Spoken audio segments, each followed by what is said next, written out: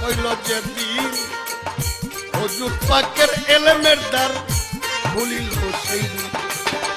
দ্বার খুলিয়া চাবি দিল মাওলা আলী রে।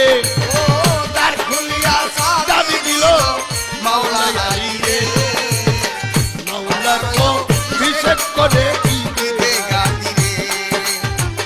মাওলার অভিষেক করে ঈদে গাদি রে।